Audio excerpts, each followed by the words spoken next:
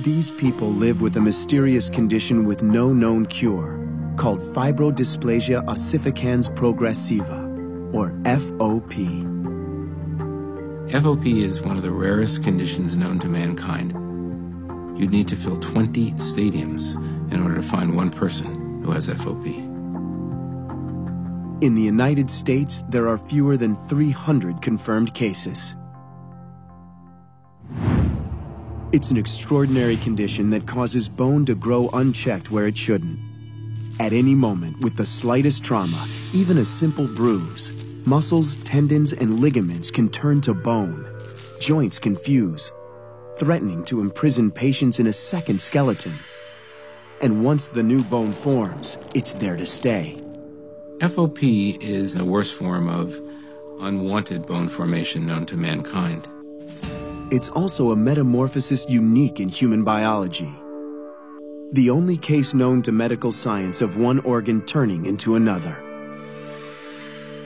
In the body, the heart doesn't become the lungs, the liver doesn't become the kidneys, but in FOP, the muscles, tendons, and ligaments become a second skeleton. Good. So you're At first glance, 28-year-old Holly Polano appears to suffer from a particularly severe case of arthritis. But she's been living with FOP since the age of 16. I live with FOP every day of my life. The scariest thing about FOP is that it's permanent. I'd like to take a look now at the range of motion in your neck, and I'd like you to look down for me. Thank you. Can you look up? Okay, so that's about 50% of normal. Over the 12 years that I've been living with FOP, it's affected numerous areas of my body, including my neck, my back, both of my arms, and my shoulders. Her doctor, Frederick Kaplan, is the leading expert on FOP, having examined virtually every patient worldwide. Maybe we take a look at your back. Sure. Okay, thanks. Patients like Holly can experience new bone growth at any time. The first signs are painful swellings called flare-ups. I see here some areas of old bone formation, but they look old. They don't look like new flare-ups at all.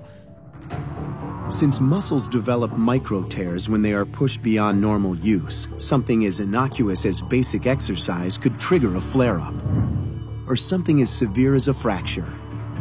Basically, anything that results in inflammation, the body's response to physical trauma, could be the beginning of new bone growth. If I have a flare-up, which could be caused by a simple thing such as bumping into something, I'm faced with the fear of knowing that that joint or that organ can lock up forever. When a healthy person experiences trauma like a bruise, the immune system kicks into gear. Immune system cells flock to the site of the injury. They consume damaged tissue and repair it. But when people like Holly experience the same injury to their muscles, tendons, or other tissue, these cells cannibalize the body. They ravage both damaged and healthy tissue in the trauma region. In the wasteland of dead tissue, a few living cells remain. They are stem cells, cells able to transform themselves into different types of tissue. While in an ordinary human, they would form into scar tissue or replacement tissue.